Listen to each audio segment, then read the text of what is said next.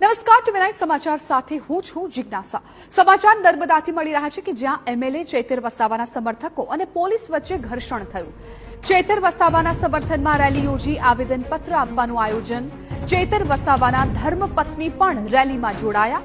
Collector કચેરીએ આવેદન આપવા માટે પહોંચ્યા સમર્થકો। પોલીસ અને સમર્થકો વચ્ચે ઉગ્ર બોલાચાલી।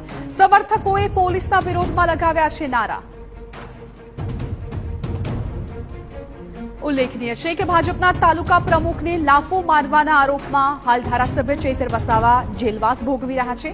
ત્યારે તેમના સમર્થનમાં રેલી યોજી આવેદનપત્ર આપવાનું આયોજન કરવામાં આવ્યું, જેમાં તેમના ધર્મપત્ની પણ જોડાયા હતા। કલેક્ટર કચેરીએ આવેદન આપવા મોટી સંખ્યામાં સમર્થકો પહોંચ્યા। ત્યાં પોલીસે તેમને અટકાવ્યા અને મામલો ઉગ્ર બન્યો। પોલીસ અને સમર્થકો વચ્ચે ઉગ્ર બોલાચાલી થઈ અને સમર્થકોએ પોલીસના વિરોધમાં નારા લગાવ્યા। તો આપને જણાવી દઈએ કે છેલ્લા ઘણા દિવસથી ચૈતર વસાવા જેલવાસ ભોગવી રહ્યા છે। તેમની જે જામીન અરજી છે એ નામંજૂર કરવામાં અગાઉ આવી હતી। ત્યારે હવે આ દ્રશ્યો આપ જુઓ કે જ્યાં મોટી સંખ્યામાં તેમના સમર્થકો ઉમટ્યા છે અને પોલીસ અને સમર્થકો વચ્ચે ઉગ્ર બોલાચાલી થઈ છે। ત્યારે અમારા સંવાદદાતા વિશાલ પાઠક આ મામલે વધુ જાણકારી આપવા માટે મારી સાથે ફોન લાઈન પર જોડાઈ ગયા છે। વિશાલ, અત્યારે દ્રશ્યોમાં જોઈ શકાય છે કે મોટી સંખ્યામાં સમર્થકો ઉમટ્યા છે। પોલીસ તેમને રોકવાનો પ્રયત્ન કરી રહી છે। બંને વચ્ચે બબાલ થયાની પણ જાણકારી મળી છે। હાલ ત્યાં સ્થિતિ કઈ પ્રકારની છે, શું જાણકારી મળી રહી છે?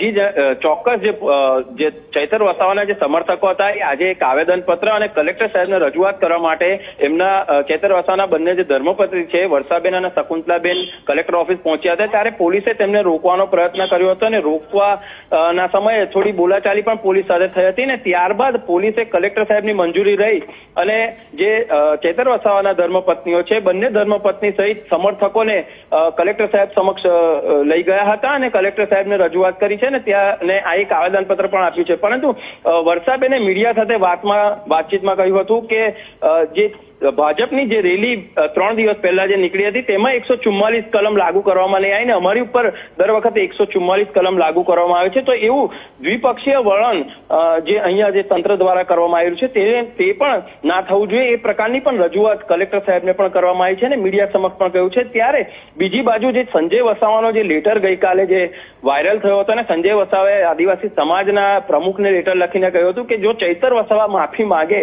તો હું આ કેસ વિડ્રોલ કરવા તૈયાર છું। પરંતુ આજે વર્ષાબેન વસાવાએ સ્પષ્ટ કરી દીધું છે કે ચૈતર વસાવા માફી નહીં માંગે, કારણ કે આટલું બધું થયા પછી જો માફી માંગે તો પોતાના પર જે દાગ લાગ્યો છે તે સાબિત થઈ શકે। પરંતુ નિર્દોષ હોવા છતાં પણ જો એ માફી કેવી રીતે માંગે એ પ્રકારની પણ વાત વર્ષાબેને કરી છે।